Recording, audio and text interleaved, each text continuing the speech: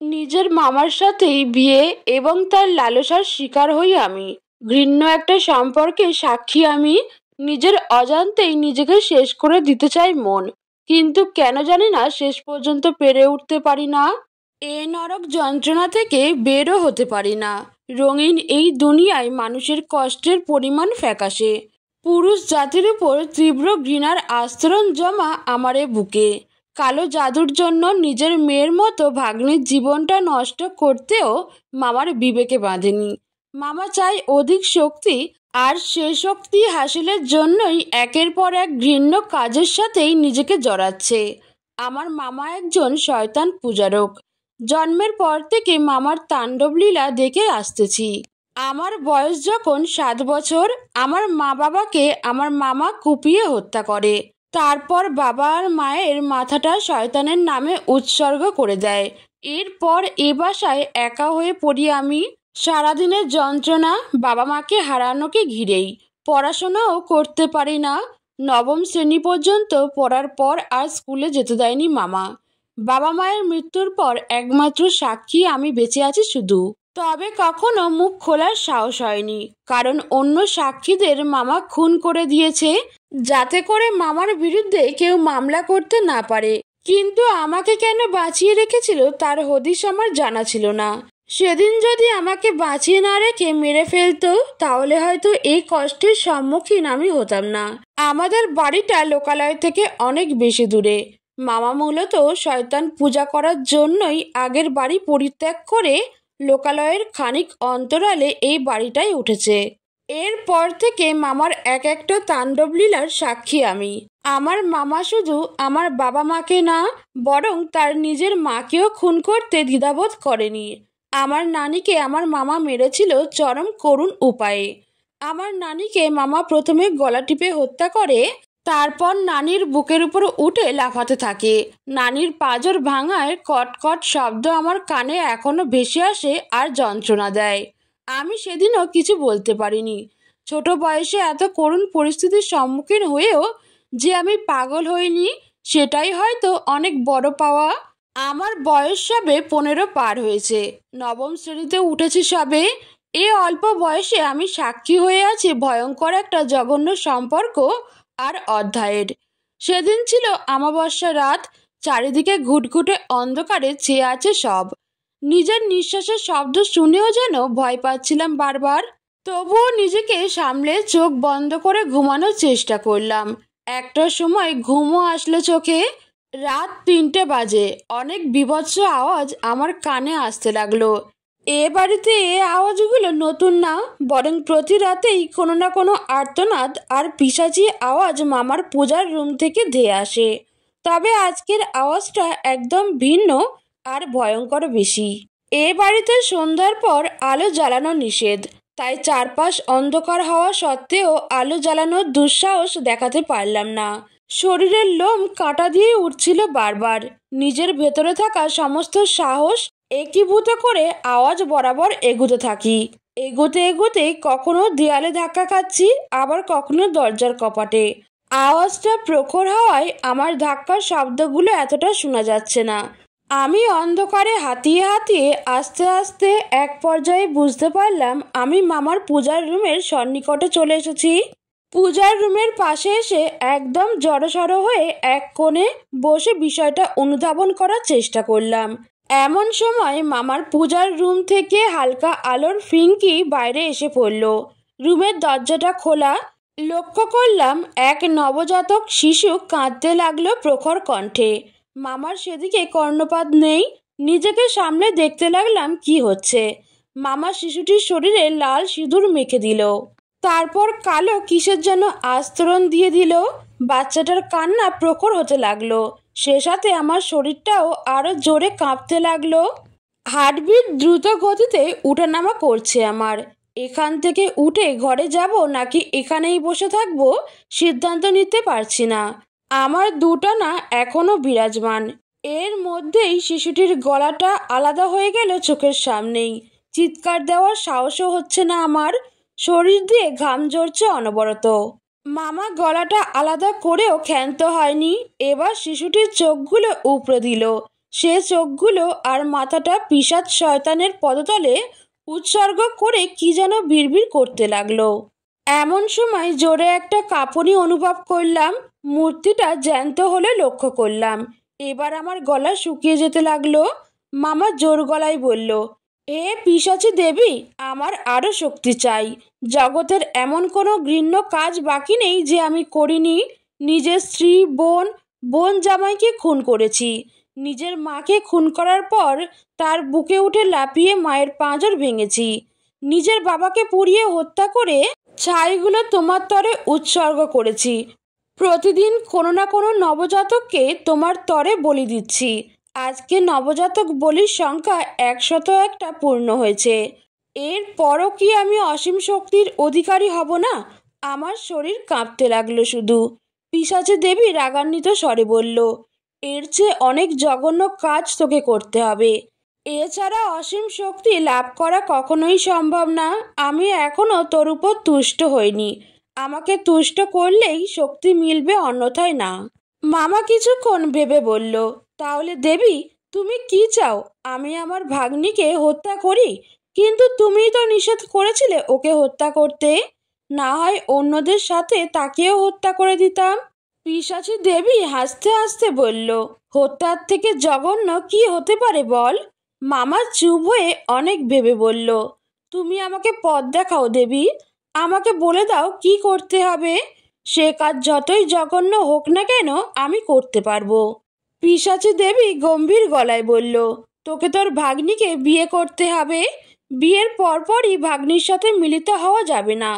তোর ভাগ্নিকে বিয়ে করে তাকে নগ্ন অবস্থায় ঘরে আটকে রাখবি, হাত পা বেঁধে রাখবি, কিছু খেতে দিবি না। তারপর ঠিক 15 দিন পর যখন চন্দ্রকে সূর্য গ্রাস করবে, ঠিক তখন তোর ভাগ্নির সাথে তুই মিলিত হয়ে তার যোনিপথে ছুরি দিয়ে আঘাত করে হত্যা করে আমার পদতলে উৎসর্গ করতে পারলেই তুই অসীম শক্তির অধিকারী হবি। অন্যথায় তোর উপর আমি তুষ্ট হব না। এ জঘন্য কাজের মাপকাঠি তুই যখন পার করতে পারবি তখনই আমি তোর উপর তুষ্ট হব, এছাড়া নয়। তুই কি পারবি আমার শর্ত মতে কাজ করতে? ভেবেছিলাম মামার পক্ষে এ কাজ করা কখনো সম্ভব হবে না। তবে মামা বেশ নির্দ্বিধায় বলল, কিন্তু বিয়ে কিভাবে করব ভাগ্নিকে? এলাকার সবাই জানে চারুলতা আমার ভাগ্নি। এলাকায় জানাজানি হলে তো আমি বাধাগ্রস্ত হব এ কাজে। মামার কথা শুনে পিশাচী দেবী হেসে বলল, কাল তোর ভাগ্নিকে দুধ দিয়ে গোসল করিয়ে আমার সামনে নিয়ে আসবি। আমি শয়তানের মন্ত্র পাঠ করে তোদের বিয়ে করিয়ে দিব। হুট করেই আবারও কাঁপুনি অনুভব করলাম। পিশাচী দেবী মূর্তি রূপ ধারণ করল পুনরায়। মামা মূর্তিটার পদতলে মাথাটা নুইয়ে দিল। আমার শরীর কাঁপতে লাগলো। এখান থেকে কিভাবে পালিয়ে যাব সে চিন্তাই আমার মাথায় এখন কাজ করছে। নিজের জীবন নিয়ে কখনো চিন্তা ছিল না, তবে নিজের মামার কাছে ধর্ষিত হব বিষয়টা কোনো মেয়েই মানতে পারবে না। এ নরক যন্ত্রণা আমার রন্ধ্রে রন্ধ্রে প্রবাহিত হতে লাগলো। শরীরে অসহনীয় যন্ত্রণা অনুভব করতে লাগলাম। পালিয়ে যাওয়ার আগেই জ্ঞান হারালাম। পরদিন যখন জ্ঞান ফিরল, আমি লক্ষ্য করলাম আমাকে দুধ দিয়ে পরিপূর্ণ করা বড় পাত্রে শুইয়ে রাখা হয়েছে।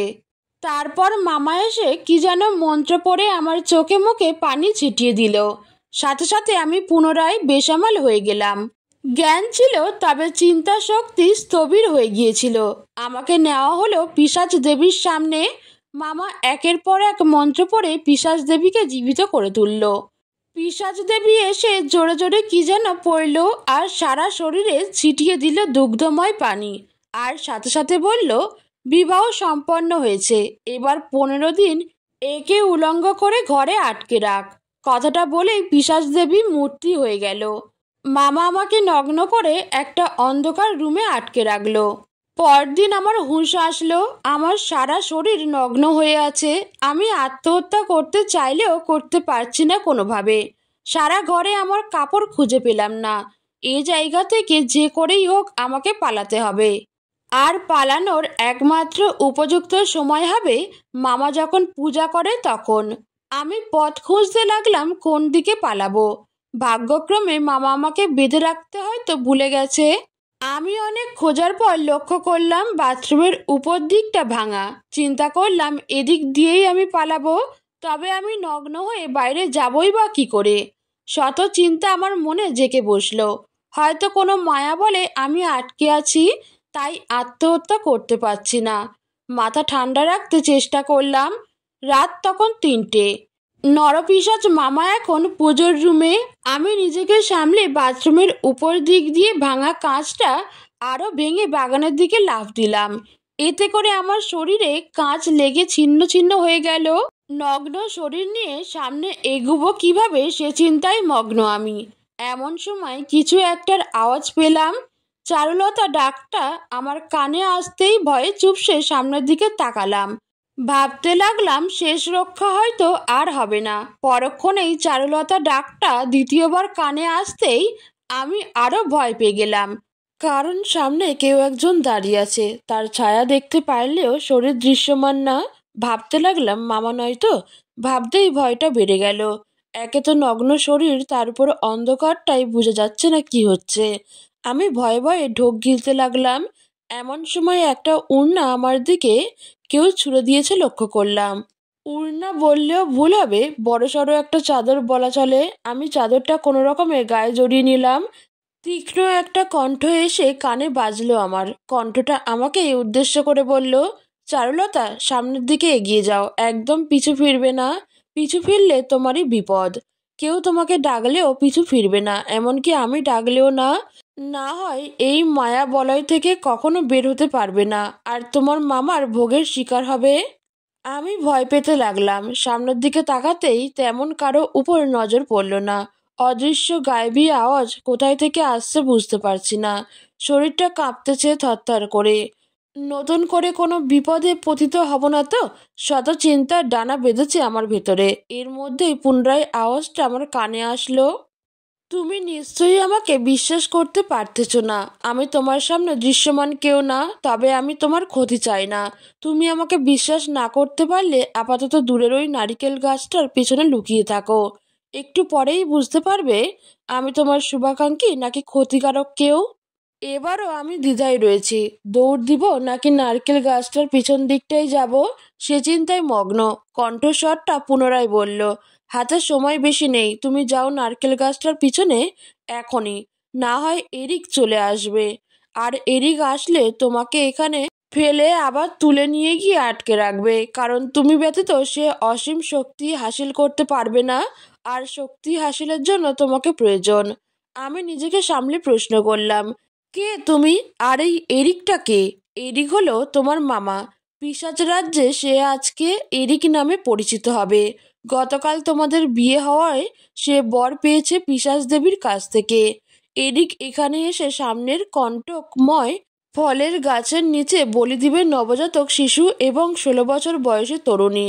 এরিক এখনো টের পায়নি তুমি পালাচ্ছ। টের পেলে তোমারই ক্ষতি। তুমি দ্রুত যাও নারকেল গাছটার পিছনে।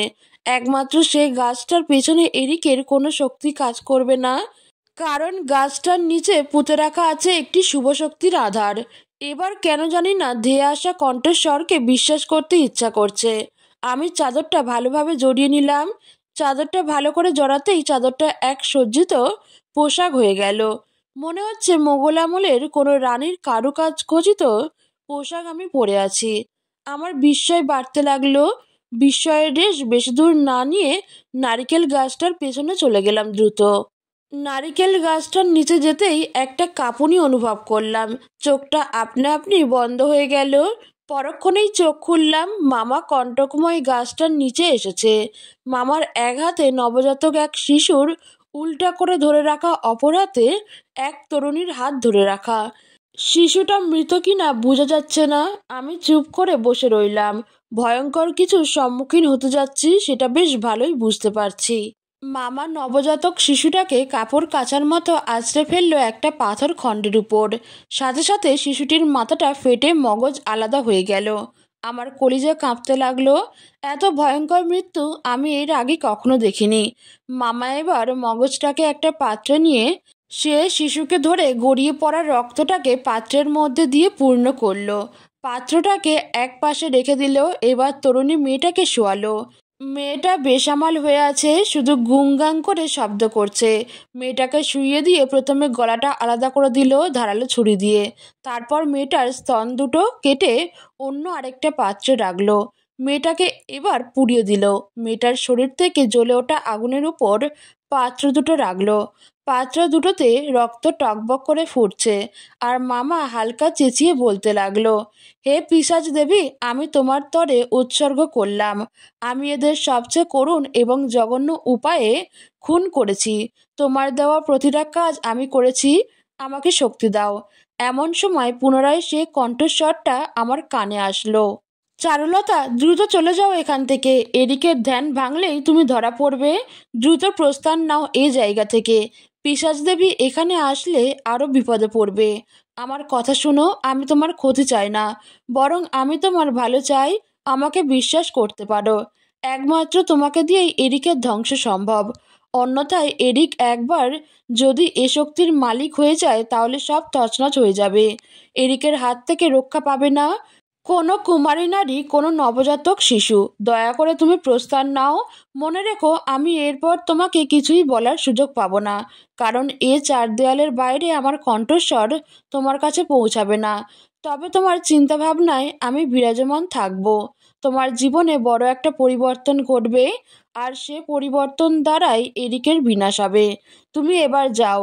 আর মনে রাখবে, যত ঝামেলা আর দুশ্চিন্তার সম্মুখীন হবে, ঘাবড়ে না গিয়ে নিজেকে সামলে নিয়ে ঠান্ডা মাথায় কাজ করবে। আমি ভাবার আর সুযোগ পেলাম না। দ্রুত দৌড় লাগালাম। পেছন থেকে অনেক ডাক ধেয়ে আসছে কানে। আমি সেটাকে এড়িয়ে গিয়ে দৌড়াতে লাগলাম। বাগান পেরিয়ে দেয়াল টপকে বাইরের দিকে আসলাম। কোথায় থেকে কোন দিকে দৌড়ে যাচ্ছি জানি না, শুধু মনে হচ্ছে আমাকে অনেক পথ পাড়ি দিতে হবে। এ পথের শেষ অধ্যায়টা খুঁজে বের করতে হবে। মামাকে বিনাশ করার উপায় বের করতে হবে। দৌড়াতে দৌড়াতে জঙ্গলের ভেতর ঢুকে গেলাম। জঙ্গলে ঢুকার আগে লক্ষ্য করছিলাম সূর্যটা বেশ আলোকিত হয়ে উঠছিল। তবে জঙ্গলে ঢুকার পর সব পুনরায় অন্ধকার হয়ে গেল। এ গ্রামে এমন গহীন জঙ্গলের বর্ণনা কারো মুখে শুনিনি। এ দিনের বেলাতেও জঙ্গলটা রাতের মতো অন্ধকারে ছেয়ে আছে। আমার শরীর কাঁপছে। দৌড়াতে দৌড়াতে অসাড় হয়ে যাচ্ছি আমি। এক পর্যায়ে গাছের গোড়ার সাথে আটকে থুবড়ে পড়লাম। বেশ ব্যথা লাগছে।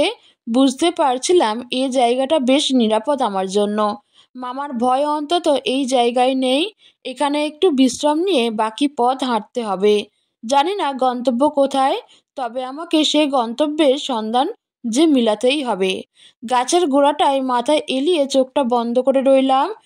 এমন সময় প্রকাণ্ড আওয়াজ আসলো কানে। কোনো হিংস্র প্রাণীর না, বরং এক নারীর কণ্ঠ। আমি ভয়ে চুপসে গেলাম।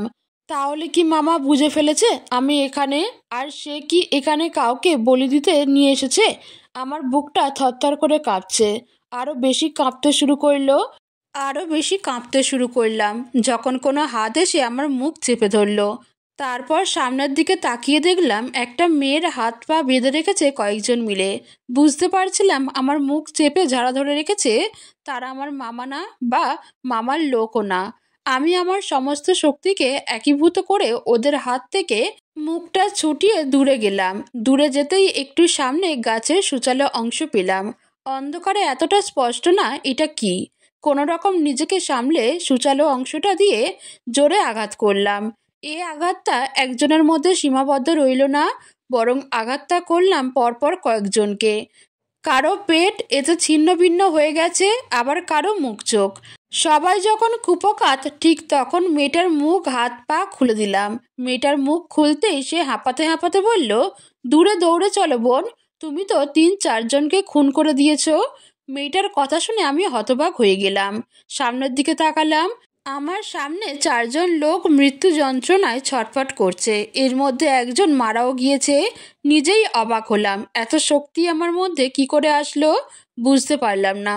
তার উপর এত নির্মমভাবে হত্যা আমি করেছি তা যেন মেনেও নিতে পারছি না। আমি হতবাক হয়ে দাঁড়িয়ে আছি। কি হচ্ছে আমার সাথে কিছুই যেন বুঝে উঠতে পারছি না। পরক্ষণেই মেয়েটা আমাকে ধাক্কা দিয়ে বলল, বোন চলো এখান থেকে, না হয় আরও বিপদে পড়তে হবে। এদের দল অনেক বড়। আমাকে এনেছিল ধর্ষণ করতে। বাকিরা জঙ্গলের বাইরে আছে। বাকিরা চলে আসলে আর রক্ষা নেই। মেয়েটার দিকে তাকিয়ে দেখারও সুযোগ পেলাম না। শরীর যেন পুরোপুরি অসাড় হয়ে যাচ্ছে, আর কোনো শক্তি শরীরে অবশিষ্ট নেই।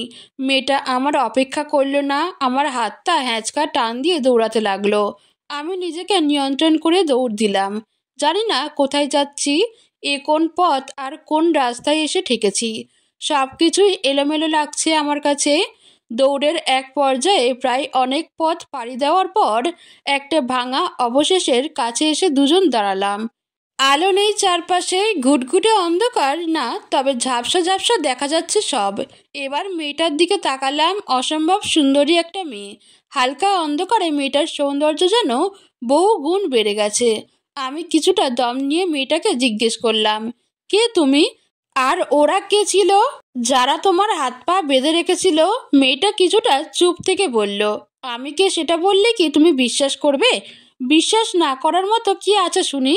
মুখ দিয়ে না বলি, তুমি আমার চোখের দিকে তাকাও, তাহলেই বুঝতে পারবে আমি কে। আমি মেয়েটার চোখের দিকে তাকাতেই একটা সাপের অবয়ব আমার সামনে ভেসে উঠল। ভয়ে চুপসে গিয়ে মৃদু গলায় বললাম, তাহলে তুমি কি সাপ? মানুষ কি করে সাপ হয়? তুমি সত্যি করে বলো, তুমি কে? তোমার চোখে রহস্যের ভাঁজ। আর ওরা কে ছিল যারা তোমাকে এভাবে বেঁধে রেখেছিল? মেয়েটা হালকা হেসে উত্তর দিল, আমি মৃধা, একজন ইচ্ছেধারী নাগিন। আমি বিশ্বাস করলাম তুমি নাগিন, কিন্তু তুমি চাইলে যারা তোমাকে ধরে এনেছে তাদের সাপ হয়ে মেরে ফেলতে পারতে। তাহলে সেটা কেন করনি? কারণ আমি নাগিন হলেও আমার মধ্যে এখনো কোনো শক্তি আসেনি। আমি শক্তি পাবো যখন আমার 21 বছর পূর্ণ হবে। একটা অভিশাপের জন্য আমি নাগকুল থেকে বিতাড়িত হয়ে মনুষ্য সমাজে বাস করতে শুরু করি। আমার রূপের জন্য অনেকে লালসার দৃষ্টি পড়ে আমার উপর। তারা তো জানতো না আমি নাগিন, তাই তারা আমাকে তাদের ভোগের পণ্য বানাতে জঙ্গলে নিয়ে এসেছিল। সময় মতো তুমি এসে আমাকে বাঁচিয়েছো, কিন্তু আমার মনে হচ্ছে তুমি কোনো সাধারণ মেয়ে না। কারণ একটা অল্প বয়সী মেয়ের পক্ষে এতগুলো মানুষকে একসাথে নির্মমভাবে হত্যা করা সম্ভব না। আর তুমি লক্ষ্য না করলেও আমি লক্ষ্য করেছি, তোমার চোখে খুনের সময় জ্বলে উঠেছিল অগ্নির লাভা। কোনো সাধারণ মেয়ের চোখে এমন লাভা জ্বলার প্রশ্নই ওঠে না। আমি মৃধার কথাগুলো শুনে কিছুটা বিস্ময় হলাম। আমার মতো মেয়েকে সে কেনই বা অসাধারণ বলছে? তার উপর মনে হলো সে গায়েবী কণ্ঠস্বরের কথা, যে কণ্ঠস্বরটা আমাকে বলেছিল আমার মধ্যে সুপ্ত অবস্থায় আছে কিছু শক্তি। সময়ের পরিক্রমায় কাহিনীর স্রোতবেগে সেগুলো প্রকাশিত হবে। তবে আমি কে? কি এমন শক্তি আমার মধ্যে আছে? এটা নিশ্চিত আমার মধ্যে কোনো শুভ শক্তি বিদ্যমান রয়েছে, কিন্তু সেটা কি শক্তি? আর মামার মতো মানুষ ধ্বংসও হবে আমার হাতে। কিভাবে ধ্বংস করব? কিভাবে আবিষ্কার করব আমার সে শক্তিগুলোকে? আমি মৃধার দিকে তাকিয়ে বললাম, আমার বয়স অল্প হলেও আমি সাক্ষী হাজারো নির্মম কাহিনীর। আমার বুঝ অন্যদের তুলনায় বেশি। আমি জানি না আমার মধ্যে কি শক্তি রয়েছে। তুমি জানলে আমাকে বলো। তুমি তো নাগিন, তুমি নিশ্চয়ই আঁচ করতে পারবে আমার মধ্যকার শক্তিটা কি ঘিরে। মৃধা হালকা গলায় বলল, দেখো, আমার পক্ষে এখন বলা সম্ভব না। আমি তোমাকে বলতে পারবো যখন আমার বয়স 21 পূর্ণ হবে এবং আমি অভিশাপ মুক্ত হব। এই জন্য তোমাকে আরও 1 মাস 17 দিন অপেক্ষা করতে হবে। তবে আমি নিশ্চিত তুমি কোনো শুভ শক্তির ইঙ্গিত। এটা আমি নিশ্চিত কারণ তোমার গলার বাম দিকে এক কোণায় একটা উল্টো তীর চিহ্ন রয়েছে। যাদের ভেতরে শুভ শক্তি থাকে তাদের গলায় এমন চিহ্ন থাকে, আর যারা অশুভ শক্তি বহন করে তাদের গলায় ক্রস চিহ্ন থাকে। আমি কিছুটা অবাক হয়ে বললাম, আমি তো কখনো এমন চিহ্ন আমার গলায় দেখিনি। তোমার চক্ষুগোচর হবে না এখন, আর কোনো সাধারণ মানুষের চোখেও এটা পরিলক্ষিত হবে না। আমি নাগিন বলেই দেখতে পারছি তোমার পথ মসৃণ নয়। অনেক বাধা তোমার জীবনে আসবে, তবে তোমাকে তা কাটাতে হবে। আমি নির্বাক, আমার মাথায় এখন কিছুই আসছে না। সব কিছু এলোমেলো লাগছে। নিজেকে অসাধারণ কেউ ভাবতেও পারছি না। শত ভাবনা আমার ভেতরে ডানা মেলছে। আমি মৃধার দিকে তাকালাম, তারপর পাশের ভাঙা দেয়ালটার দিকে তাকালাম। বুঝতে পারছি না এটা কোন জায়গা। আর সবচেয়ে বড় বিষয় হচ্ছে এ গ্রামে এমন ঘন জঙ্গল আছে সেটা আমার জানাই ছিল না। এ কোন জায়গায় এসে ঠেকলাম জানি না। এসব ভাবতে ভাবতেই উপর থেকে একটা বিড়াল মাটিতে আছড়ে পড়ল। মাটিতে আছড়ে পড়ার সাথে সাথে বিড়ালের মাথাটা দ্বিখণ্ডিত হয়ে গেল আর বিড়ালটার কাটা মাথা রগরগিয়ে তাকালো। আমার হাত পা কাঁপতে লাগলো। বিষয়টা এখানেই থেমে থাকলো না, বরং আরো ভয়ঙ্কর পরিস্থিতির রূপ নিল।